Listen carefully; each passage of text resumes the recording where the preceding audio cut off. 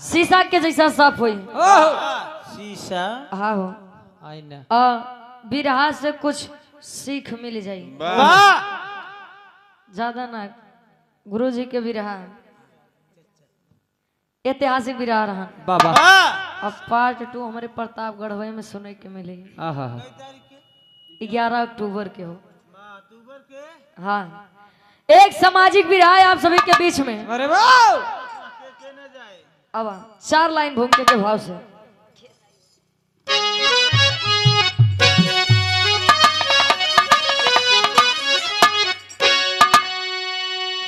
मतलब के दुनिया है मतलब के साथी, सदा प्यार मतलब से देता है भाई। मतलब से राखी बहन बांधती है,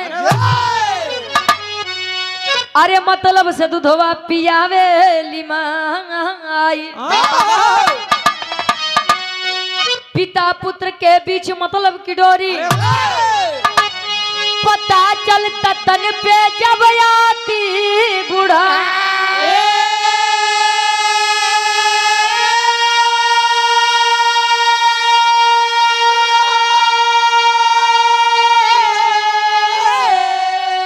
लेते विरासत वरासत में सारी, रुचि गया बचिया मतलब से भाई।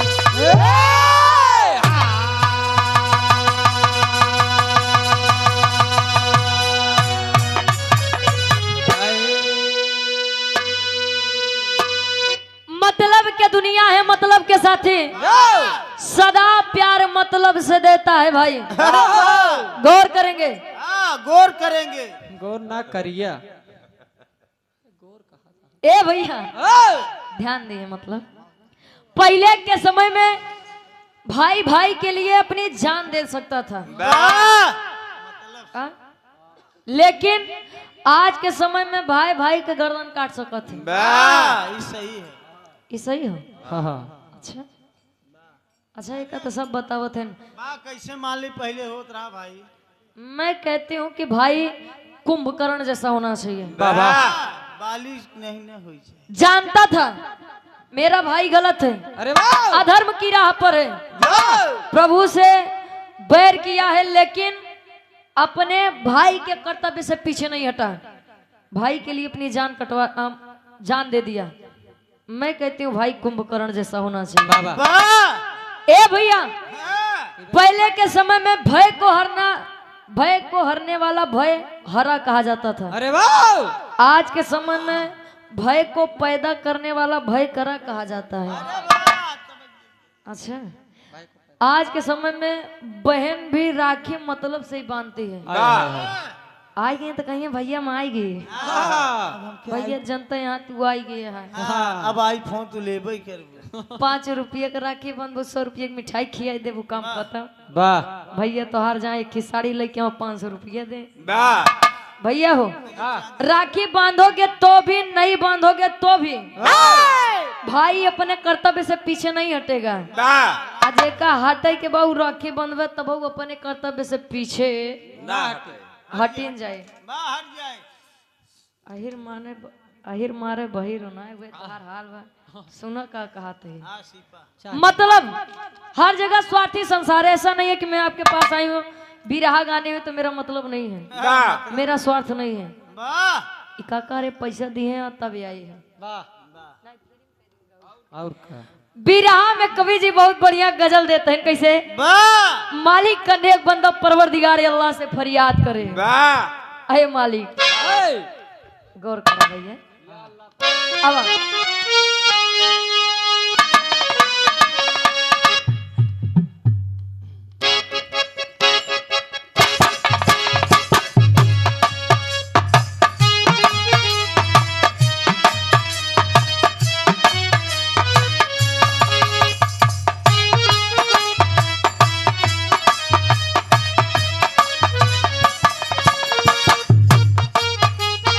क्या बात है।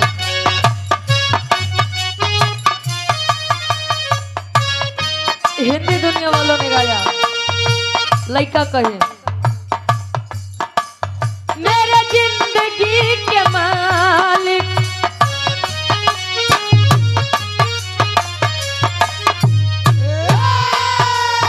मेरे जिंदगी के मालिक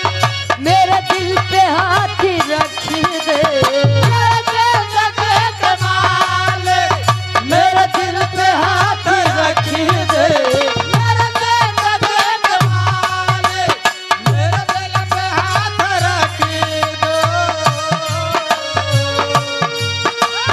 मेरे जिंदगी के मालिक मेरे दिल पे हाथ रख दे तेरे आने की खुशी में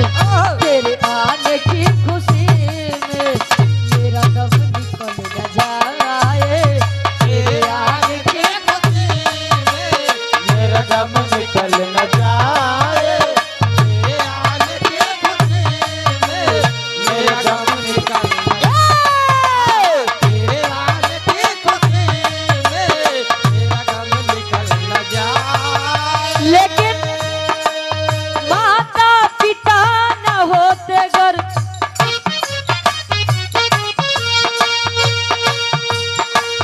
माता पिता न होते घर हम भी जन्म न पाते हम भी जन्म न पाते माता पिता न होते घर हम भी जन्म न पाते माता पिता न होते घर हम भी जन्म न पाते संसार में उजाला संसार में उजाला अरे होता नहीं कहीं होता नहीं कहीं संसार में उजाला होता नहीं संसार में उजाला होता नहीं कहीं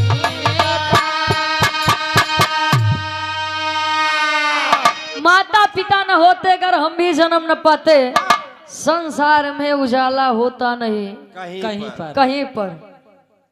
अगर माता पिता न होते तो हम आप पूरा संसार न होता लेकिन समय रहते कुछ लड़कियां तो ठीक है लेकिन कुछ लड़कियां बिया भवा नहीं दुल्ही घरे आए नहीं नौकी माइक लेके अलगे हो गए अलगे हो गए सावन के महीना चलत रहा मार लड़किया कमंडल के पानी लेके जल छोड़े बड़े जाते हैं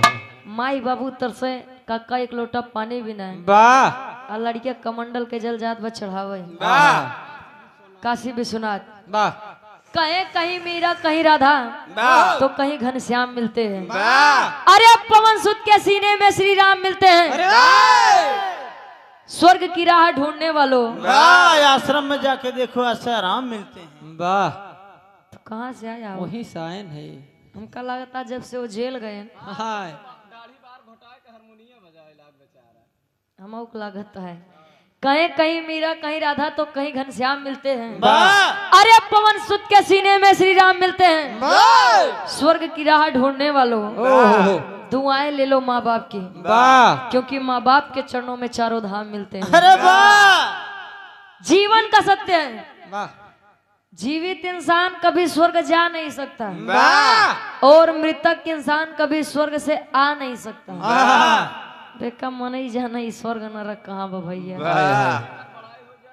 अच्छा बिरहा के हमारे कहानी का शुरुआत यहीं से हुआ कैसे गुरुजी आवा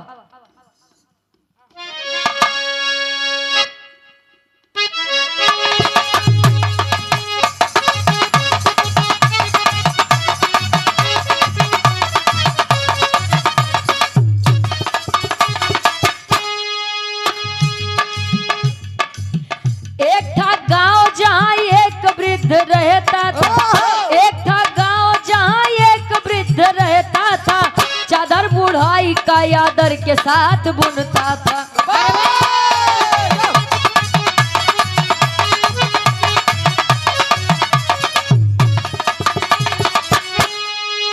नाम था कि सुनपाल किसी की नहीं सुनता था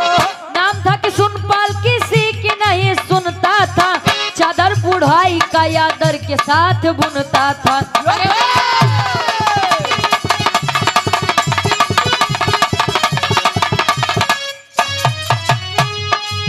दो बेटे जिसको आई दो थी बहुरिया थी, दो बेटे जिसको आई दो थी बहुरिया थी, दो बेटे आई जिसको दो थी बहुरिया थी, दो बेटे आई जिसको दो थी बहुरिया थी, थोड़ा हरामी किस्म लहुरी बहुरिया थी, थोड़ा हरामी की तरह हुरी बहुरिया थे, थोड़ा हरामी की तरह हुरी बहुरिया थे।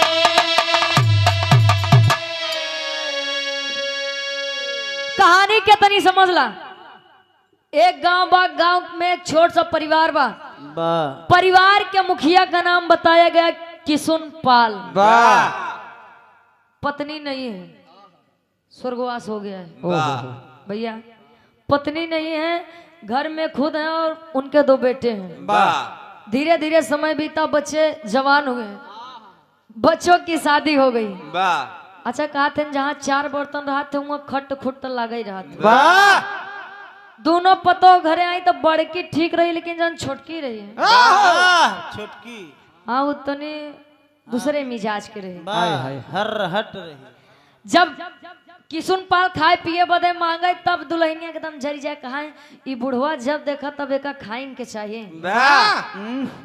काम न धंधा हमरे बतावा, दुल्हा के कमाई पे दिनों रात बस एक खाइन के चाहिए। सुधरने उलर नहीं पावत। एक दिन बोलाए अपने दुल्हा का यहाँ बा अच्छा दुल्हावा का कहीं का भरे कहे अच्छा एक बात बतावा, जब तहार बाबू बुढ़ौती में तना खात है, इनकर जब जवानी रही हो तब के तना खात रहोगे। कहे मतलब कहे सुनो बताओ तई। एक लाइन गीत लगत बा कैसे।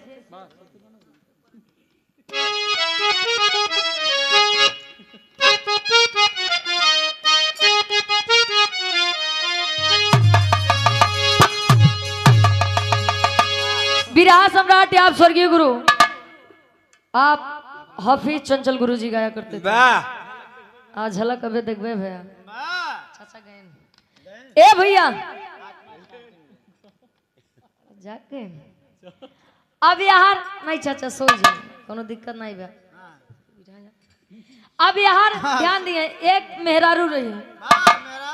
हाँ मुड़े पे गोबर लादेस मुड़वा पे हो। अरे मान ला तसला हो खांची हो केथो पे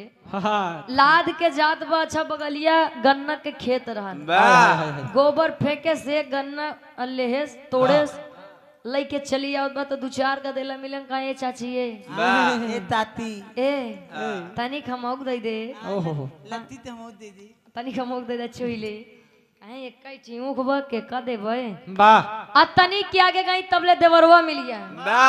ए भौजी ए नहीं किनारा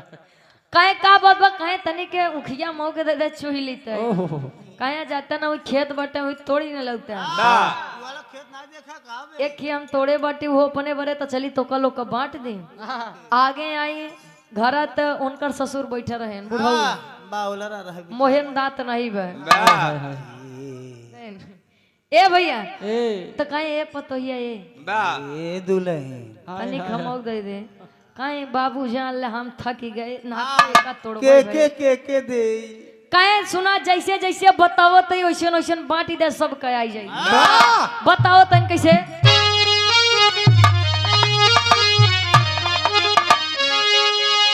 अरे ऊपर के तोड़ के लाड़ी कावन के दई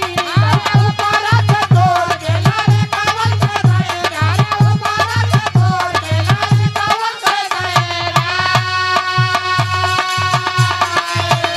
अरे ऊपर के तोड़ के लाड़ी कावन के दई बिछावा के लहुरा के वरवा नीचे के बहुरावा ए दुल्हे बिछावा के लहुरा के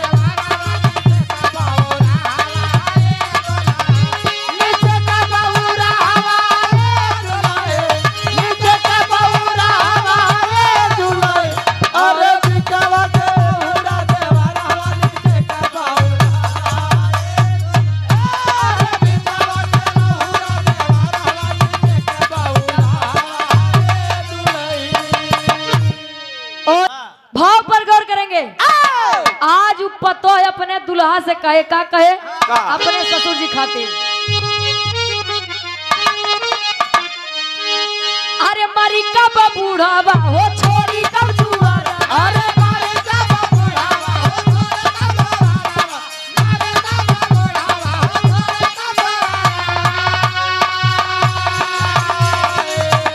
अरे मरी कब बूढ़ावा हो छोरी कब जुआरावा, घरवा से बोलेली पतोहिया बहुत खिसी आई रे भाई। घरवा से बोलेली पतोहिया बहुत किसी आई रे बहुत किसी आई रे बहुत किसी आई रे अरे घरवा से बोलेली पतोहिया बहुत खिसी आई रे भाई।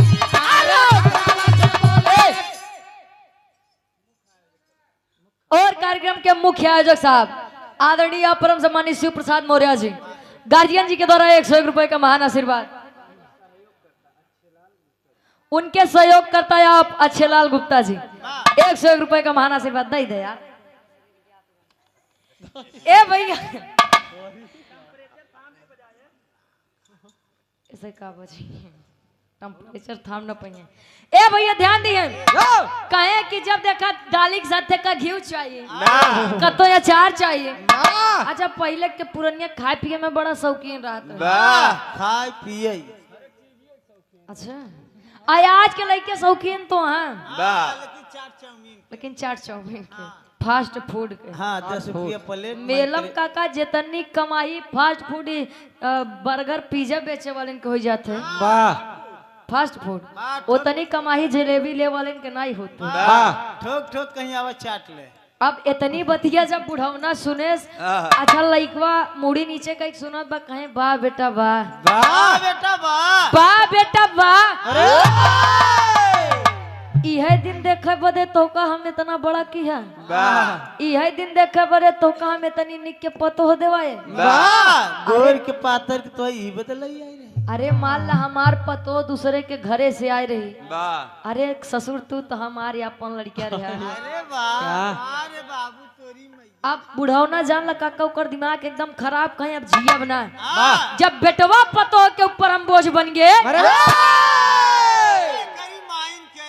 हम जिया बना। अब अपन बुढ़ो पोथी पतरा उठाए पहुंचा कहाँ खाटी इलाहाबादी तर्ज लगत बा कैसे।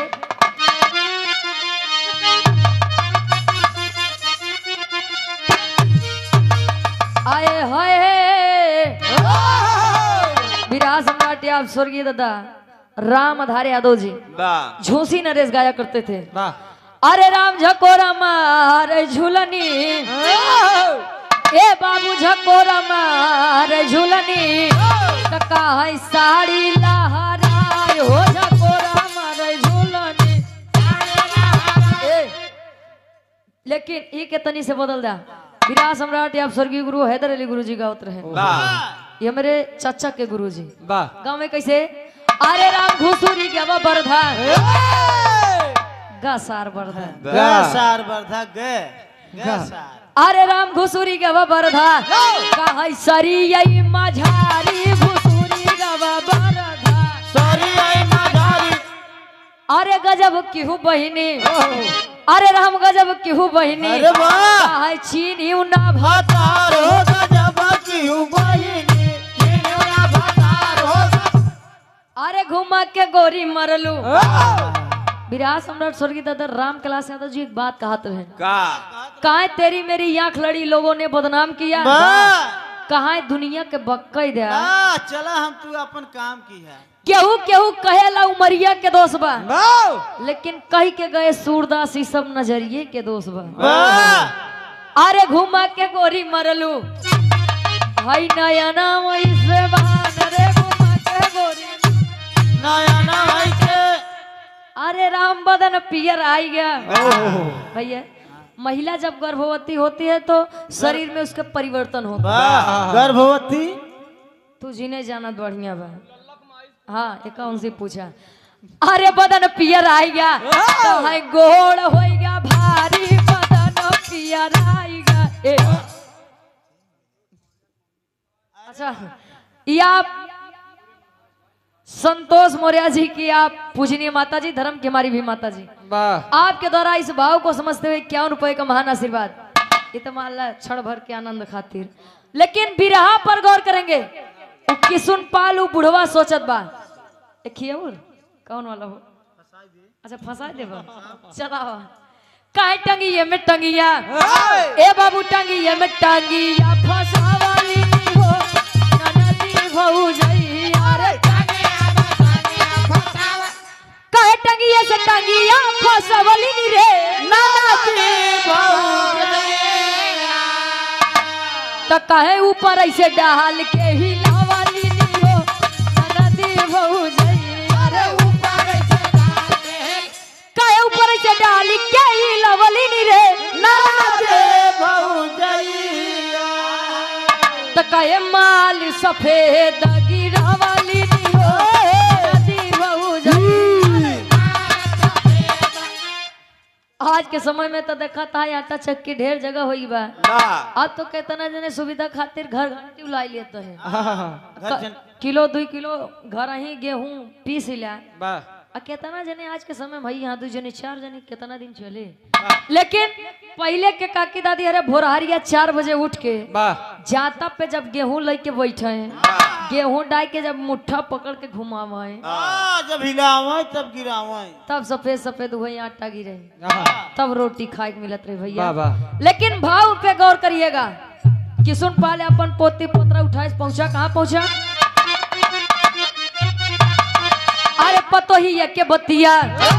ए बाबू पतो ही के बतिया अब गोली जैसा लागी पतो ही के ज्ञानी पुरुष गईले समझा के तब हारी, आखिर में पतरा देखेले ब्रह्मचारी, अरे गजबई बमौत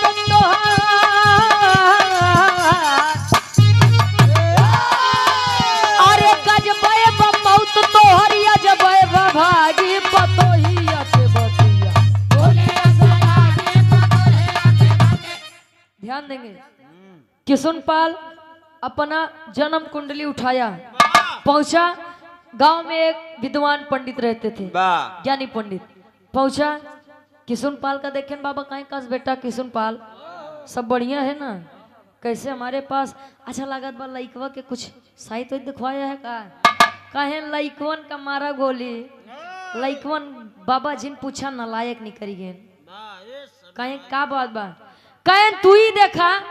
हमार जन्म कुंडली ला देखा कि हम मरब कब। ध्यान देंगे, बिरहा सामाजिक तो है लेकिन कवि जी इशारा कहाँ करते हैं ना, आखिरी में बताऊ कहे मेरा पतरा देखिए और बताइए कि मैं मरूंगा कब। अब इतने में पंडित कहे हैं पागल हो गए हो, बुद्धि तुम्हारी घास चरने गई है, पूरा माइंड हाफ हो गए हो। माइंड हाफ के मतलब 3 चूड़ी ढील, उसका हाफ माइंड कहा थे पागल, कहे पागल हो गए हो। अरे वाह, ना कोई ये बता सकता है कि कोई जन्म कब लेगा और ना कोई बता सकता है कि किसी की मौत कब है। मैं भी तो इंसान हूं, मैं कैसे बता दूं। कहे नहीं नहीं आप ज्ञानी हैं, आप विद्वान हैं, आपकी चर्चा मैंने पूरे गांव में सुना है, विश्व भर में। आप बताइए कि मैं मरूंगा कब।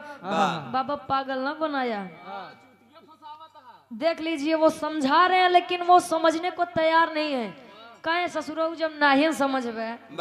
सुना तो है बताओ तो इधर लाओ पतरा, देखा इधर उधर पलटे जी पलटे,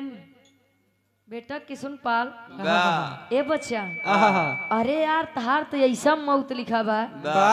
दुनिया में उस मौत क्यों न पाए हुए, कैसे हो तोहार नहीं किसुन पाल बतावत है। ध्यान देंगे तेरी के भाव में कवि जी लिखाते हैं,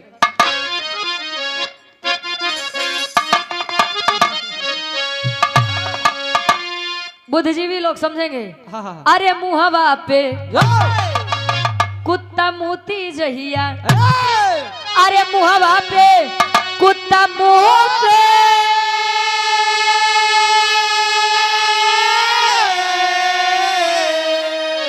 अरे मुहवा पे कुत्ता मोती जहिया आई 3 छींक वही दिन वे श्वासा छूटी अरे हो छूटी अरे हो छूटी।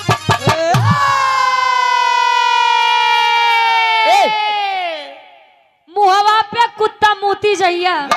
आई 3 छींक वही दिन वे श्वासा छूटी। अच्छा दादी हो रे सुनो तई का हो ए भैया ध्यान देंगे पंडित जी बताएं बेटवा जौने दिन तोहार 3 छींक पूरी हो जाए छींक सभी को आते ऐसा ना दिन भर में 10 छींक मारत हो कवन छींक ये छींक दिन भरे में न जाने कितना दाई सब मारत हुई कहे बेटवा तोरे 3 छींक जब आई जाए तीनों छींक तार पूरी हो जाए तुम मूर्छित होई के गिर जावे जैसे तुम मूर्छित होई के गिरबा तो एक कुकुरिया एक कुत्ता ब्लैक डॉग काला वाला वाह और तोरे मुहे पे अगर टांग उठाए के वही दिन तुम मर जावा अब इतनी बतिया किसुन पाल सुने कहे अरे हमार मौत यस लिखी वे अब हमके के पाए अब यार पतरा छोरे कहीं आवा सरऊ मार दोनों प्राणी मनावत रहे बुढ़वा जल्दी मरे आज तो बुढ़वा एउर दिन जिए यहाँ तक तू लोग मर जाब तब न मरे अब खुशी खुशी चला आवत बा आयन देखें तो दुआरे बरधा यानी बैल बांधा बा जो आज के समय में एकदम रेल बांधा रहन आयन देखें कहीं देखा था यह सौरे लोग हमारे गृहस्थी चलाई दी हैं मरई के मनावत हैं जोने दिन मर जा मरिए कुल नाश कर दी हैं उठाए झुआ जहाँ भूसा घर बा भूसौला जी का कहा पहुंचन जल्दी जल्दी खुशी में भूसा भरे लागे अब भूसा जब भरे लागे तब का कब हवा का अब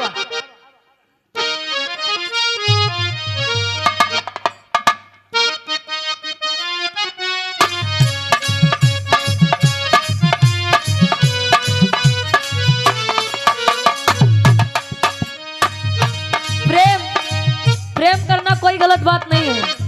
लेकिन प्रेम पाक और पवित्र होना चाहिए भैया अगर प्रेम पवित्र है तो प्रेम है अगर नहीं बा तो कर बातें जाए कहे लड़का कहे दिल लगी ने दी हवा थोड़ा सा धुआं उठा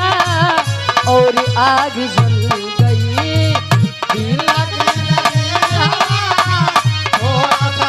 धुआं उठा और आग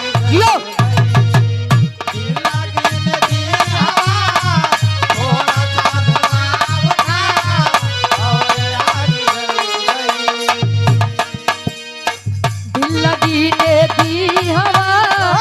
थोड़ा सा धुआं उठा और आग जल गई तेरी मेरी दोस्ती तेरी मेरी दोस्ती प्यार में बदल गई तेरी मेरी दोस्ती भाव पर गौर करेंगे किसुन पाल झुआ उठाए घरेगा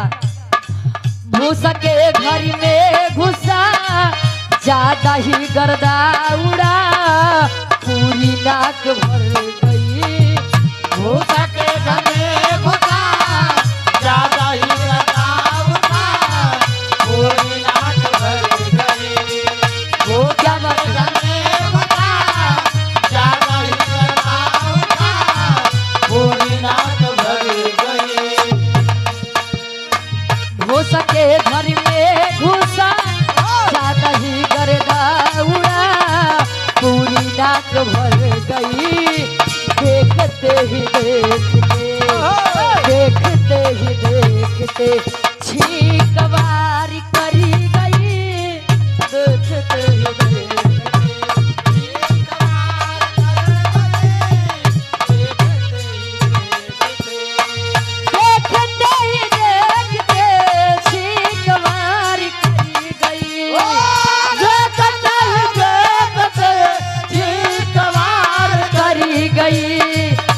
देखते ही देखते छींकवारी करी गई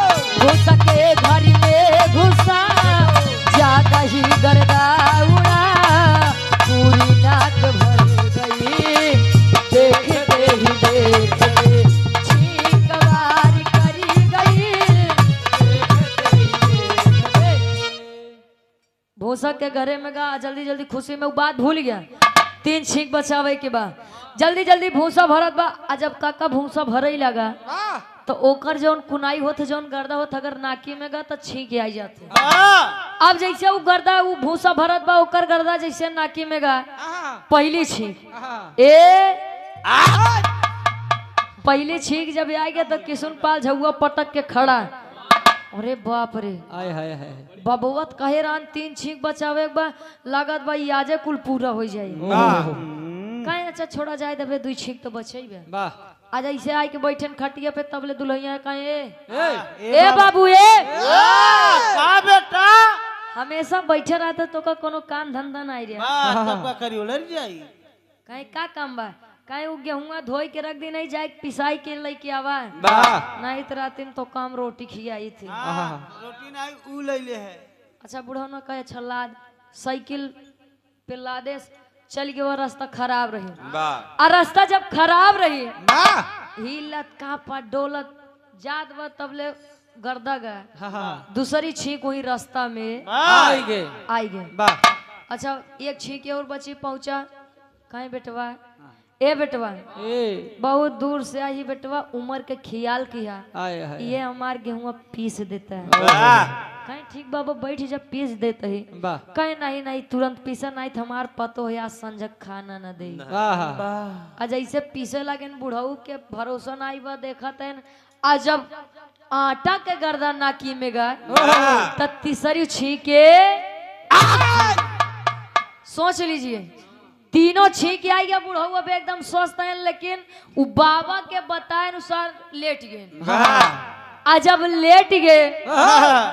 अब वो लड़का कहे बाबा हिया का करे लेटा है या काहे लेटा तो खटिया ना मिली खटिया मछिया बा बहरे बा चला बैठा रहा हम पीस के देत है ना बाबा का या ना टंकी फान कहे अरे बेटा ये तुम मुर्दे से बात कर रहे हो हैं कहे अरे मैं मर गया हूँ वाह पागल हो गए हो वाह दिमाग खराब है कहे कि अरे यार तू बोला था हम कैसे मान ली तू मर गया है वाह कहे नहीं नहीं मैं मर गया हूँ कोई मेरे घर वालों को सूचना दो कि आपके पिता किशुन पाली अब नहीं रहे वाह जाओ लवली फोन कर दे अब लेटे बात तबले हो का पापट के भाव में कभी लिखते हैं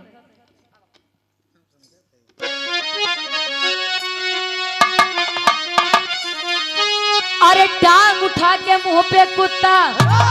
अब मुंह पे बुढ़वा रोके ना अरे तो टांग उठा के मुंह पे कुत्ता अब मुंह पे बुढ़वा रोके ना देखे सब वही लेकिन क्यों ना रोके बुढ़वा रोके देखे सब वही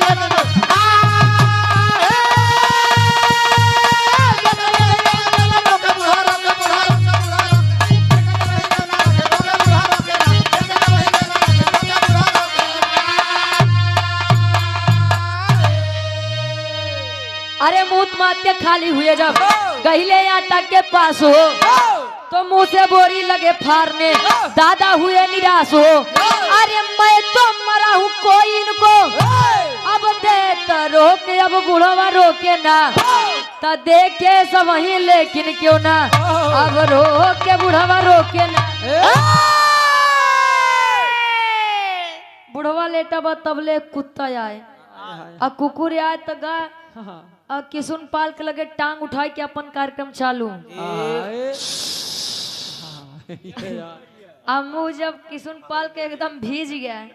तब वो कुछ नहीं बोलत बा जितना मनई रहन कुल देखा था ना सब इतना विचित्र दृश्य अगर केहू देखे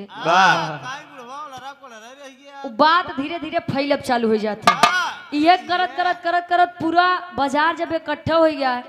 सब देखा था कहन भाई साहब वो कुकुरा अच्छा कुकुर बिलार की आदत होते जवन सामने धरे रहा ओका न खाई है अगर ओका बोरिया में रख दे पन्नी में कई के रख दे तो ओपा झपट्टा मारे जगह ए भैया अब कुकुर गवा आटा के बोरिया के पास लगा मुहे से फारे किशुन पाल कुल देखा कहे राम अगर हम आज जियत हुई तो कुकुरवा को मार देते ये हम मतलबी दुनिया बतावा हमर यही का केहू कुकुर रोक नहीं सकत बा ए भैया क्यों कुकुरा रोक देता हो भैया रोक दो कुकुरा अब इतनी बतिया जब सब देखे कहे अरे तू तो ही लेटा तू तो जाई क्यों करा कहे नहीं नहीं मैं मर गया हूँ रोक दे हो सब विचार कर रहे हैं आपस में हाँ कवि जी लिखते हैं कैसे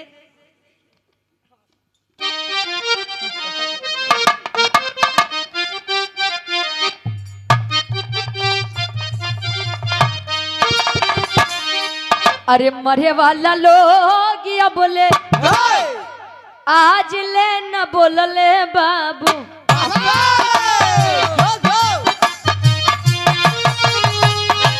कैसरी मुर्दा जकरे निकाले बुढ़ऊ बतावे लागे ऐसन मौतिया लिखल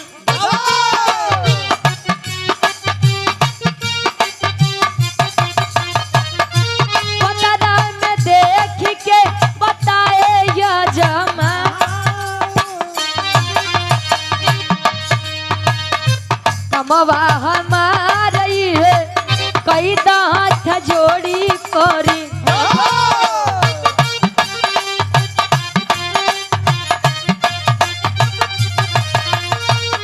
मारी दे त कुकुरा के होते है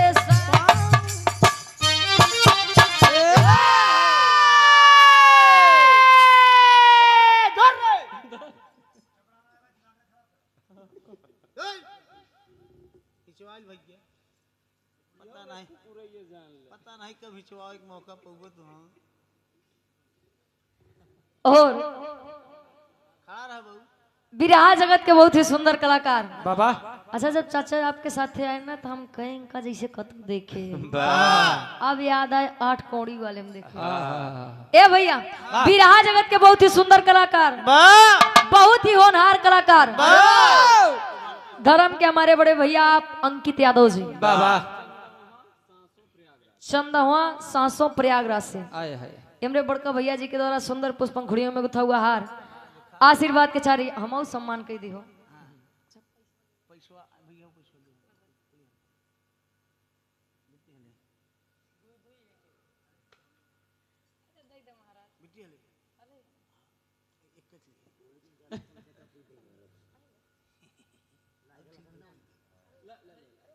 तू के ले जा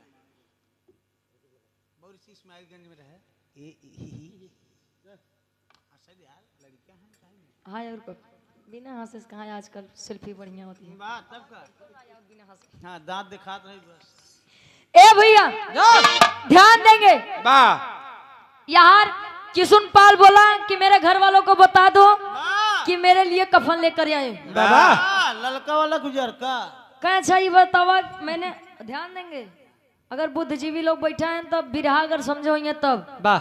शुरू में ही कवि जी ने बताया कि मुर्दा आज तक कभी दोबारा जिंदा हुए ही नहीं है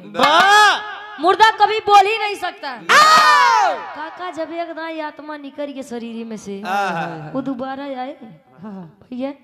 अगर यावत होते तो न जाने एक घर में काज नहीं कैदा समर्थन काज नहीं कैदा जीते के चाहते हमार परानी हमसे दूर जाए याद करें बात पर गौर करेंगे मान लीजिए कोई सरहद पर वीर है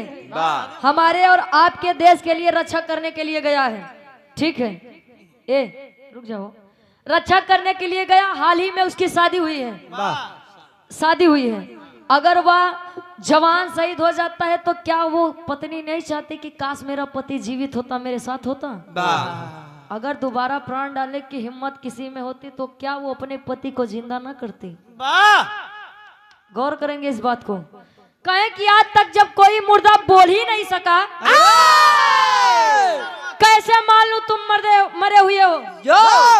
अरे तो नहीं पता बे तू लड़किया है वो जौन पंडित जी हैं वो नहीं बताए नहीं कि हम ऐसे नहीं मरा कहे अब इतना बात अब लड़किया भाई खोपड़ी होकर गरम भर गवा एक लाठी लेके आये त्रिभुवन चाचा लाठी लेके आये कहीं बताओ सारे मरा है जिया है बोल सारे कहीं मरा है कहीं दोबारा पूछा तो मरा है कि जिया है कहीं मरा है इतने मुठाए से एक डंडा चपक के 2-3 डंडा आज हम मारे तो बुढ़ो उठ के बैठ गए ना रे बाप रे बाप जब उठाए तो कहे अब बताओ सर मरा है जिया कहे अरे लइका अरे बचवा तो वही तोरे ऊपर ही कहे अरे बचवा अरे यार हम मर रहे तुमका जिया ला कहे करतलिए देखा था कहे कि अरे यार ये कहाँ पागल सार हमरे दुकानी पाई है अरे बचवा हम मर रहे तोरे लगे जादुई छड़ी में कहे कैसे कहे सुन बताती आखिरी भाव को भी लिखते हैं अरे पिछवाड़े पे जोर से अरे लठिया पड़ी अरे पिछवाड़े पे जोर से जब लठिया पड़ी बुढ़ाऊ भागी खड़ा भइले सबके अखिया करी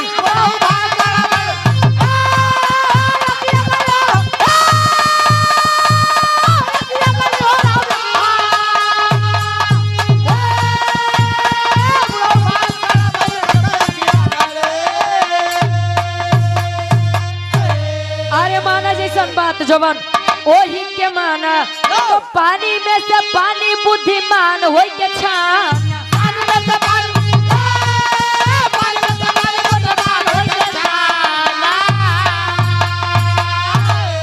अरे मरना तैबा जब आई अब मौत के घड़ी अरे मरना तैबा जब आई अब मौत के घड़ी तब बुढ़ऊ भागी खड़ा भइले सबके अखिया अब लइका खड़ा बा कहे बुढ़ऊ कहे बेटवा जान ला तो सी एक बिनती बा कहे का बिनती बा बिरहा के हमरे निष्कर्ष ही बा कहे का बिनती बा कहे बेटवा जब जब हम मरब हम अपन पूरा पता बता देते यह जादुई छड़ी लेके आया हमरे पीछे 2-3 ठी मार दिया तो डंडा बड़ा कमाल अरे विश्वास माना बेटवा हम अमर होइए कहे कि अरे बाबा पागल तो बहुत देखे लेकिन थोड़ी के पागल आज तक ना देखे कभी का भाव है सुनिए माने जैसन बात उही के माना और बुद्धिमान हो के पानी में पानी बन के छाना जो बुद्धिमान है वो आपकी एक एक बात समझ सकता है कि आप बोल कहाँ रहे हैं और आपका इशारा कहाँ है अजय का बस ये बात के एकदम खोल के समझावे तभी समझी भैया हाँ हो समाज हमारा उस गर्त में जा चुका है कि जेका उबारे में 2-3 पीढ़ी अब ऐसे नहीं चला जाए अगर केहू आई के कहा बका कई नीमिक नाई आमे पेड़ बा तोरे आँख बा तू देखा था नीमिक पेड़ बा लेकिन कह ध्यान नहीं यार बहुत सही बोला थे नीमिक नाई आमेन के पेड़ होए तो जो बता रहा है उसकी गलती है या आप मान रहे हैं या आपकी गलती है बुद्धिमान बनिए मौत तभी आएगी जिसकी जब मौत लिखी है और जब काल आएगा काल अपने गाल में समा ले जाएगा वो केहू का न बख्शी को राजा या की भिखारी है ओकरे लगे रुपया बा पैसा बा न देखी भैया विराह के हमरे ये शीर्षक बा माई बाबू के आज के समय में देखा था लड़का पेट लवर बनाते हैं मतलब जानवर से प्यार करने वाले ए भैया शौक से कुत्ते और बिल्ली को पाल ले रहे हैं 10,000 15,000 कुकुरे के पीछे लगाए दिए माई बाबू को अगर एक टाइम के भोजन देख पड़े तो लड़कियां जानला 4 दिन नाचत थे जब देखा तब इनका खाने चाहिए कुकुरे के लाई के टहरा तहाँ एसी वाली गाड़ी में अब माई बाबू तरसा तहाँ बेटवा की पंखा ही लाई देते अरे माई बाबू बड़े कर कुकुर तो बहरहाल पालतू हो वही क्या रहते आखिरी में खानदान के परिचय बा कैसे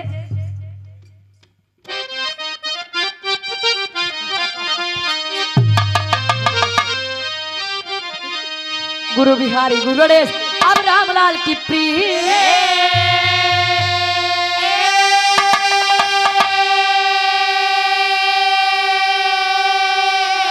अरे स्वर्ग से चंद्रिका कवि अब लिख के बिरलेगी